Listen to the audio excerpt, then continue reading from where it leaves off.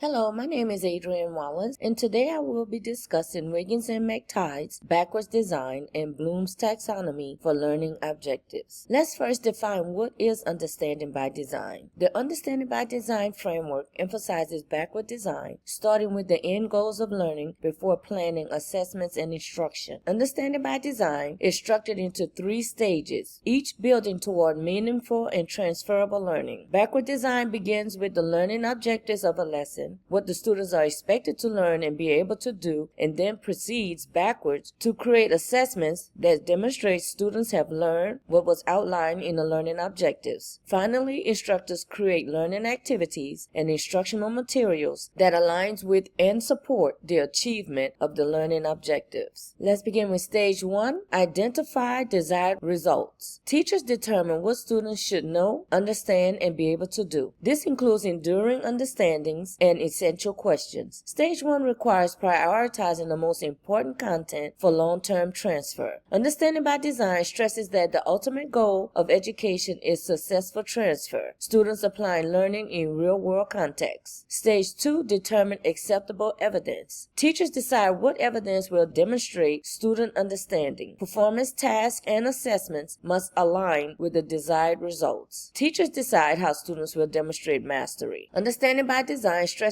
that assessment should be aligned directly with stage 1 outcomes and involve performances that mirror real-world challenges. Stage 3, plan learning experiences and instruction. Instruction is designed only after establishing goals and assessments. Learning experiences should support acquisition, meaning-making, and transfer. Only after outcomes and assessments are set should teachers plan lessons, materials, and instructional strategies. Understanding by design explains that teachers choose activities that lead to desired understanding and skills rather than starting with favorite activities. UBD and Bloom taxonomy work together perfectly because when combined, they help teachers design lessons that are intentional, rigorous, and measurable. Together they create a roadmap. UBD tells you what to plan. Bloom tells you how deeply students should think. Let's take a look at Bloom's taxonomy. Bloom's taxonomy categorizes cognitive processes from basic recall to complex creation. Each level illustrates and builds on one below it. Learners need to master earlier levels before progressing upward. Bloom's taxonomy progresses from remember to understand, apply, analyze, evaluate, then create, guiding educators to design learning experiences that promote increasingly complex cognitive engagement. First is remember, the ability to recall or recognize previously learned information. This level forms the foundation for all higher levels but does not require understanding or application.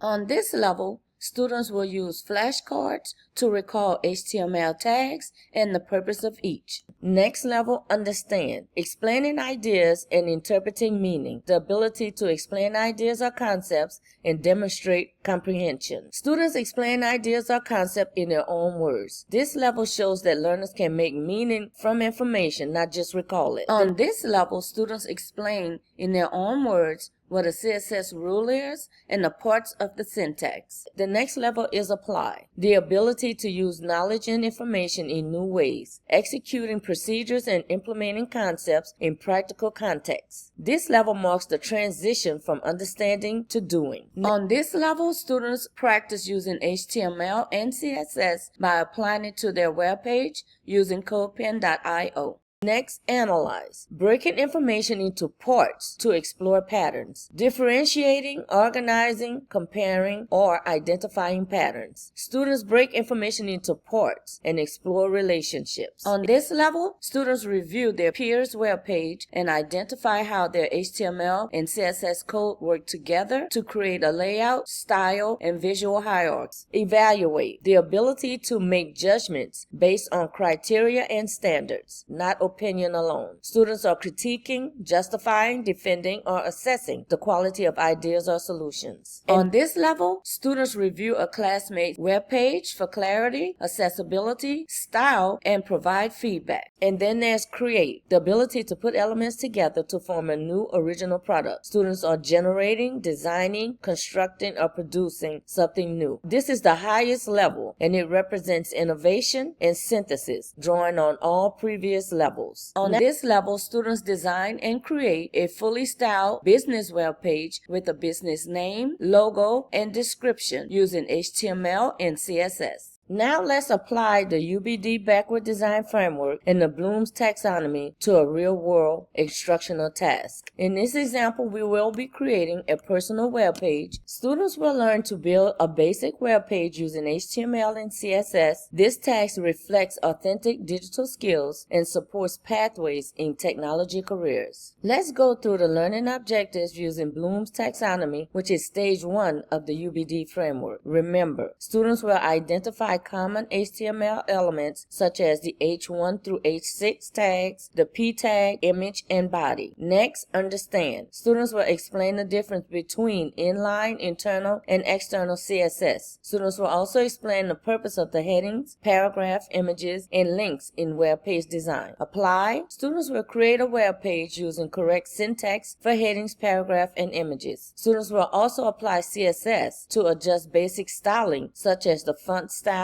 text color, and alignment. Analyze. Students will distinguish the differences in hierarchy between heading levels H1 through H6 to structure the meaning of content. Evaluate. Students will critique peers' web page for clarity, structure, and correct tags using a simple rubrics. Create. Students will design and publish a fully functioning web page that includes at least one heading, 2 paragraphs, and 1 image design created in Canva. Stage 2 of UBD framework is the assessment plan. Performance tasks. Students create a personal homepage that showcases their interests. Criteria: accurate code, visual design consistency, accessibility, readability, and organization. Additional evidence: debugging checkpoints, peer evaluations, and think aloud coding observations. Stage 3: learning experiences and digital materials. Acquisition: direct instruction in HTML and CSS, guided code alongs in CodePen, which is the I do stage. Meaning making, small group debugging, task, and peer feedback. We do. Transfer: students design an original image using Canva and create a homepage applying the learned concepts and images in CodePen. The you do stage. Teacher role: blend of direct teaching, facilitative questioning, and coaching. In conclusion,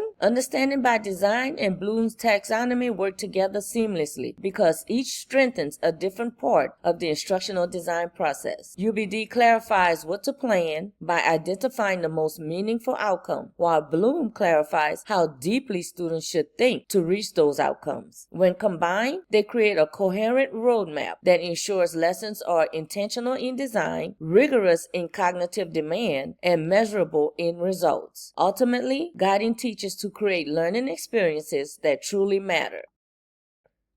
Thank you.